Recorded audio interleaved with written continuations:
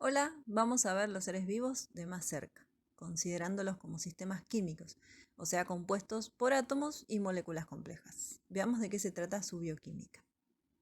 Si pensamos los elementos en su abundancia relativa, o sea, qué átomos son más frecuentes en la Tierra, vamos a ver que el oxígeno y el silicio son los más comunes. Sin embargo, en la composición de los seres vivos encontramos hidrógeno, carbono y oxígeno, o sea que se diferencian químicamente de su entorno. En esta tabla periódica podemos ver resaltados los elementos que constituyen los seres vivos, diferenciando entre los principales en naranja y los oligoelementos en amarillo. Esto podría deberse a las condiciones iniciales en las que se originaron los seres vivos y a la densidad relativa de los átomos. Ahora, si comparamos algunos seres vivos de grupos diferentes como un animal, una planta y una bacteria, vamos a notar que tenemos una composición bastante similar. Comparando las composiciones atómicas en porcentajes, el oxígeno es el preponderante. Sigue el carbono, el hidrógeno, el nitrógeno, el fósforo y el azufre. Cambian ligeramente las proporciones. Ahora, si consideramos las moléculas, esto es, la unión covalente de varios átomos, vamos a ver que todos los seres vivos se componen de 4 tipos de moléculas básicas: las proteínas, los carbohidratos o glúcidos, los lípidos y los ácidos nucleicos. En cuanto a las proporciones, en este gráfico notamos algo similar a lo que ocurre con los átomos. Comparando un mamífero cualquiera con una bacteria, vemos que están compuestos aproximadamente por las mismas proporciones de moléculas bioquímicas. Veamos con más detalle las biomoléculas. En general, aunque no se cumple siempre, podemos decir que estas moléculas están compuestas por monómeros, que se unen entre sí para formar cadenas, los polímeros. Como vemos en esta tabla, los grupos de biomoléculas cumplen funciones específicas relacionadas con las características o propiedades que presentan. Comenzamos por las proteínas. Acá en esta imagen podemos ver distintas funciones que llevan a cabo las proteínas. En el caso de las proteínas de reserva, pusimos como ejemplo la ceína, que es la proteína que tienen los granos de maíz y que es suficiente para la germinación de la nueva planta. También tenemos la insulina, que es una hormona reguladora. También como ejemplo de lo que son las proteínas que conforman las enzimas, tenemos la amilasa salival, que lleva a cabo una reacción química, en este caso de la molécula de almidón. Otros ejemplos son las proteínas estructurales, como en este caso el ejemplo de las histonas, que son las que ordenan y también controlan la expresión del ADN. Otra proteína estructural es la queratina, que conforma el pelo, las uñas y la piel de los vertebrados. Y también tenemos otro ejemplo, la hemoglobina, que es una proteína de transporte de sustancias que transporta oxígeno y dióxido de carbono. También tenemos otras proteínas estructurales y de comunicación, como las glucoproteínas, que son las que expresan las membranas de las células y así se pueden comunicar entre ellas.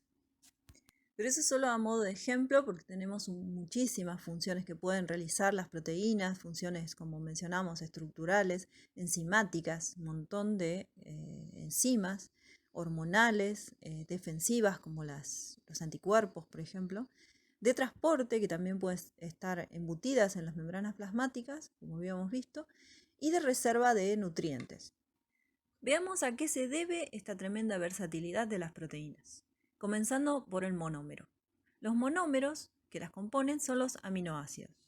Los aminoácidos tienen esta estructura que se ve en esta imagen: un carbono central con un grupo amino, esto es del lado izquierdo, y un grupo carboxilo del lado derecho en la imagen. El lado amino es levemente básico y el lado carboxilo es débilmente ácido. Esto es por la capacidad de ceder o de tomar protones, o sea, hidrógenos cargados positivamente. Por esto se dice que los aminoácidos son suiteriones. Existen 20 aminoácidos que conforman las proteínas de todos los seres vivos. Los aminoácidos se diferencian además por el grupo R o radical, que es el que está unido a su carbono central. Los aminoácidos se pueden unir entre sí formando largas cadenas, el polímero. Y esta unión, en la que se elimina una molécula de agua, se llama unión peptídica y es una unión covalente. Acá en esta imagen vemos un péptido de 6 aminoácidos. Se clasifica como oligopéptido, o sea, de 2 a 10 aminoácidos, polipéptido, de 10 a 50 aminoácidos y proteína cuando tiene más de 50 aminoácidos. Puede haber proteínas de miles de aminoácidos. Además, todos los péptidos o proteínas naturales están formados por solo 20 aminoácidos y estos se diferencian entre sí por su radical, como había mencionado, y que puede tener distinta naturaleza química. Algunos son hidrofóbicos, otros hidrofílicos, ácidos o básicos. Además, también tienen diferentes tamaños y cargas y pueden ser clasificados de diferentes maneras. La función que desempeñan las proteínas en los seres vivos tiene que ver con su conformación en aminoácidos, con la secuencia que presentan estos aminoácidos y con su estructura tridimensional. Y esto último depende también de las condiciones en que se formaron o maduraron las proteínas, en qué organelas, en contacto con otras proteínas, etc. La secuencia de aminoácidos se conoce como la estructura primaria de la proteína. Sin embargo, las proteínas muy difícilmente se encuentran de manera lineal. Los puentes de hidrógeno, que son enlaces débiles entre los grupos carboxilo y amino, que pueden estar presentes en los radicales de los aminoácidos, pueden plegar la cadena, tal como la hélice alfa, que se ve en esta imagen, en el ejemplo la queratina. Otra manera en que puede plegarse secundariamente es la hoja plegada beta, en el ejemplo la seda. Las interacciones entre los grupos radical de los aminoácidos pueden dar como resultado más plegamientos tridimensionales, y a esto se le llama estructura terciaria. A menudo la estructura terciaria es de forma globular e intrincada. Las uniones que estabilizan la conformación son los puentes de hidrógeno, los puentes disulfuro, entre azufres, interacciones apolares o hidrofóbicas, e interacciones de carga polares, positivas y negativas, o hidrofílicas. Acá en esta imagen se pueden ver estructuras terciarias con diferente conformación tridimensional. Esto está relacionado con la función que cumplen esas proteínas. Además, dos o más polipéptidos pueden actuar recíprocamente para conformar una única estructura y esta vez se llama cuaternaria. Las cadenas están unidas por el mismo tipo de uniones antes mencionadas. En este ejemplo se muestra un anticuerpo producido por el sistema inmunológico de los vertebrados. Además, estructuras cuaternarias pueden tener adosadas moléculas de diferente naturaleza química, como por ejemplo la hemoglobina, que tiene incorporados 4 grupos pirrol, químicamente diferentes a los aminoácidos, y 4 átomos de hierro. En la imagen están representadas las cadenas de aminoácidos en rojo y azul, y en blanco y negro las demás. La estructura compleja que pueden llegar a tener las proteínas facilitan diferentes funciones. Otro ejemplo es la aquaporina, una proteína canal de transporte transmembrana en la que se combinan regiones hidrofílicas e hidrofóbicas en las distintas regiones que contactan diferentes partes de la membrana. En resumen, podemos ver en esta imagen los diferentes niveles de organización de las proteínas. Además, es necesario saber que la configuración que presentan es delicada, dado que se han formado bajo ciertas condiciones y un cambio en las mismas, como la temperatura o el pH, pueden desnaturalizarlas. Sabemos ahora que las características y funciones de las proteínas dependen en gran parte de la secuencia de aminoácidos. ¿Pero de dónde viene la información que determina esa secuencia? Seguimos por los ácidos nucleicos. La estructura del ADN, molécula de gran importancia ya que lleva la información genética, fue descubierta por Watson y Crick en 1953.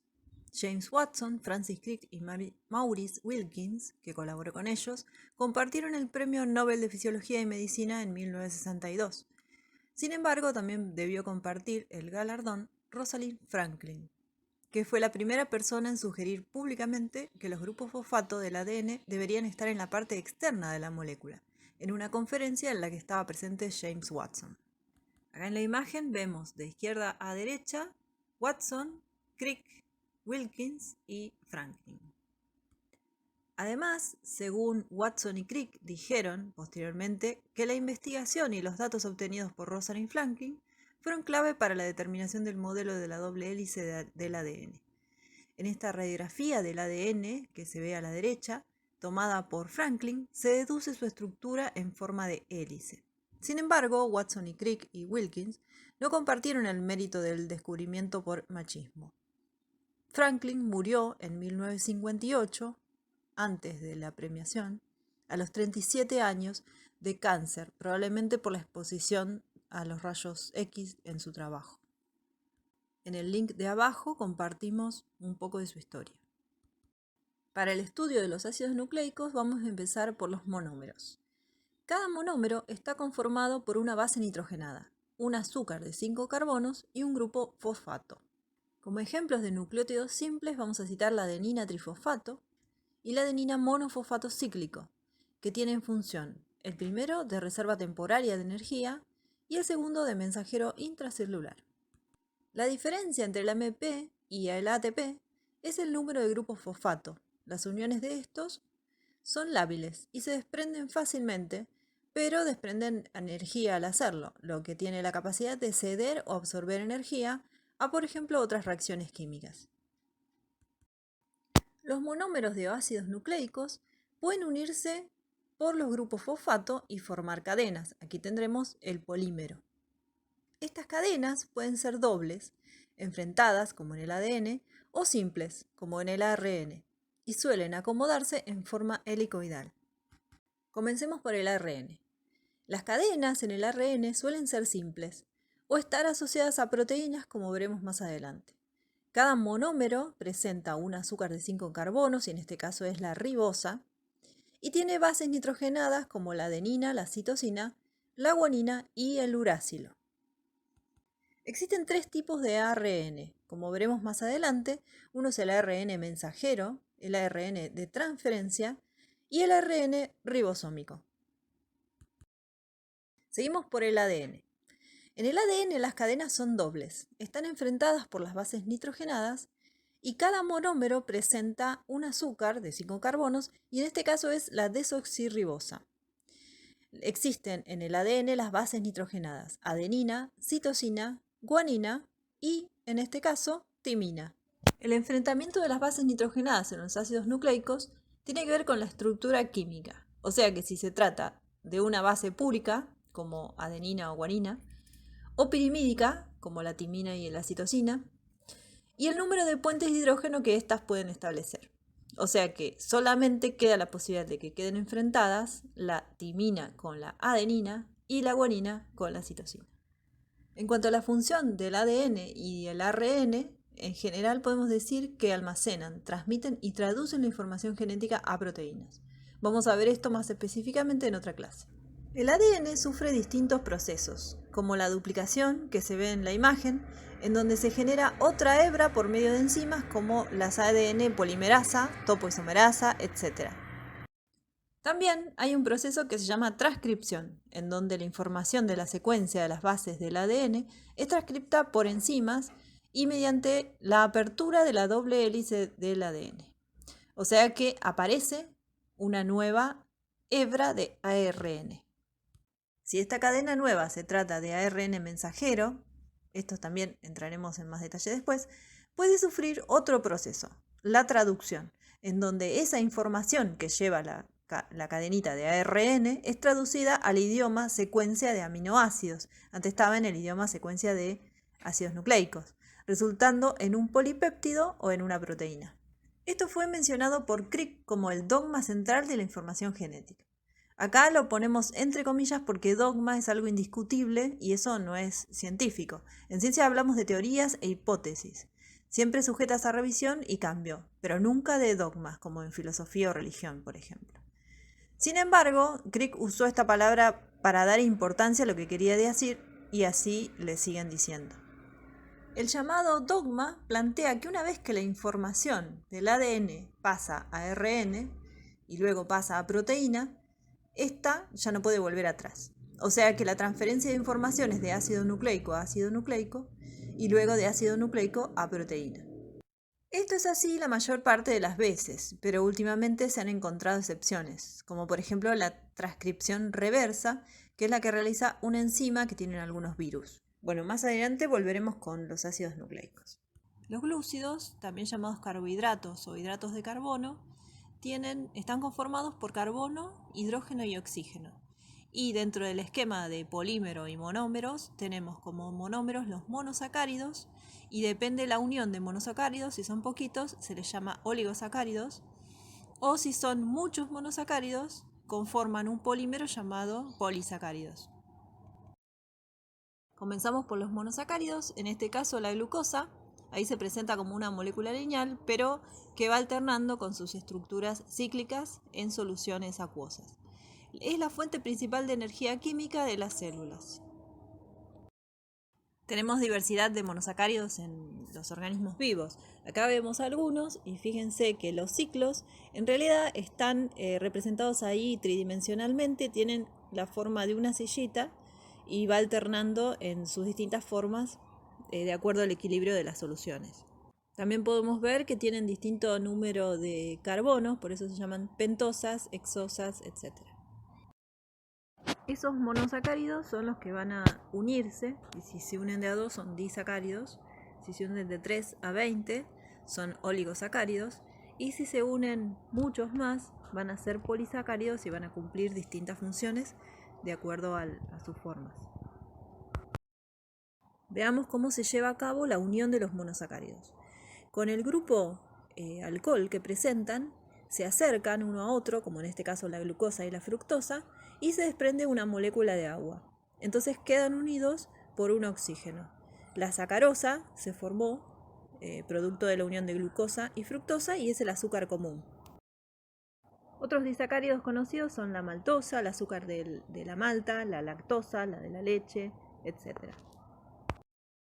Si pensamos en la unión de cientos o miles de monosacáridos, tenemos los polisacáridos. Y en cuanto a la función, tenemos los estructurales, que conforman estructuras sólidas, o los de reserva, que justamente reservan energía, tanto en plantas como en animales. En el caso de la celulosa, conformada por glucosas unidas de forma de filamento, tenemos que los mismos además se encuentran unidos por puente de hidrógeno entre sí. Eso le da a la celulosa una estructura sólida y la hace también insoluble en agua.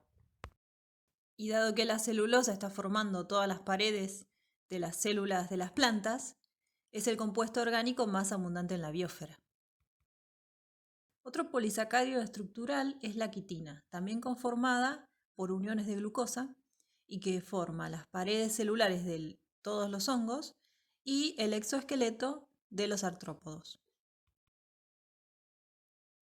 Pasando a los polisacáridos de reserva, tenemos que la unión de glucosas, pero esta vez de manera ramificada, como se ve en la imagen, conforman el glucógeno, que es el polisacárido de reserva en los animales. Y en cuanto a los polisacáridos de reserva en las plantas, también conformados por glucosa, tenemos el almidón.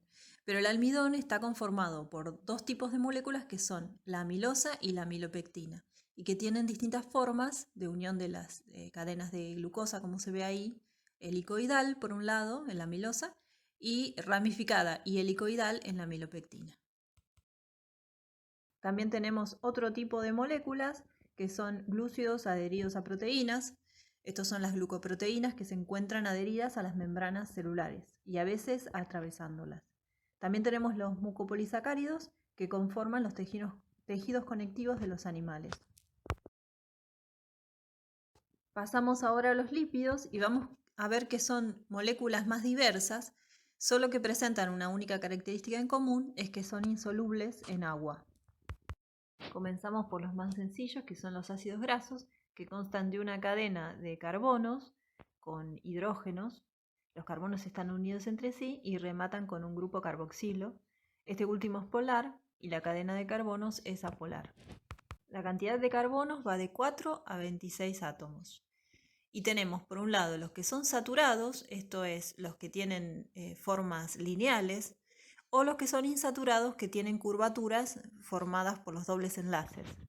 Esto le da características diferentes dentro de las membranas celulares.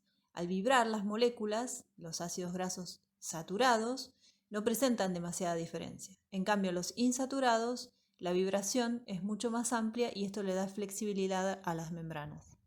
Nosotros como especie humana podemos sintetizar casi todos los ácidos grasos que necesitamos, todos excepto el linolénico y el linoleico.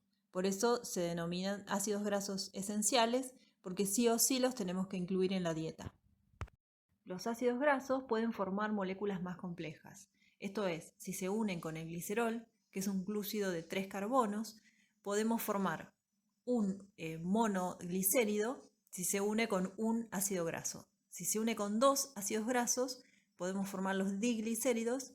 Y por último, si se une cada carbono del glúcido con un ácido graso, formar los triglicéridos, como en la figura que se ve. Las uniones se forman del lado del grupo carboxilo y con desprendimiento de una molécula de agua. Los triglicéridos cumplen una función importante de reserva tanto en plantas como en animales, y en los animales además cumplen la función de aislamiento térmico conformando la grasa subcutánea, por ejemplo. Si tenemos que en vez de 3 ácidos grasos se une el glicerol con 2 ácidos grasos y un ácido fosfórico por un lado, conformamos los fosfolípidos y son muy importantes para las estructuras de los seres vivos. Los fosfolípidos presentan una parte no polar, que es la que corresponde a los ácidos grasos, y otra parte altamente polar, esto es que se mezcla con agua, que es la parte donde se encuentra el componente de fósforo. Gracias a tener una parte polar y otra apolar, los fosfolípidos en solución acuosa se encuentran orientados en forma de micelas, esto es, con la cara polar expuesta hacia el lado donde se encuentra el agua. Y justamente es así como se encuentran conformando la mayor parte de las membranas celulares. También tenemos otro tipo de molécula lipídica, como el colesterol. Pero la fórmula es muy diferente porque tiene ciclos de carbono, oxígeno e hidrógeno. El colesterol se encuentra embutido dentro de la membrana plasmática entre medio de los fosfolípidos. Derivados del colesterol tenemos los esteroides, algunos de los cuales cumplen funciones de hormonas o reguladoras dentro del cuerpo de organismos multicelulares. También tenemos otras moléculas derivadas de lípidos, que son, por ejemplo, las ceras, que forman cubiertas impermeabilizantes en las hojas, en el pelo, en las plumas de los animales, o también glucolípidos o fosfoglicéridos, que se encuentran conformando estructuras dentro del sistema nervioso de los animales también. También podemos destacar dentro de los lípidos las vitaminas liposolubles, que tienen naturaleza más compleja que los lípidos que ya hablamos. Sin embargo, el cuerpo no los puede sintetizar y tenemos que consumirlos con los alimentos. Bueno, terminamos por ahora con el estudio de las biomoléculas.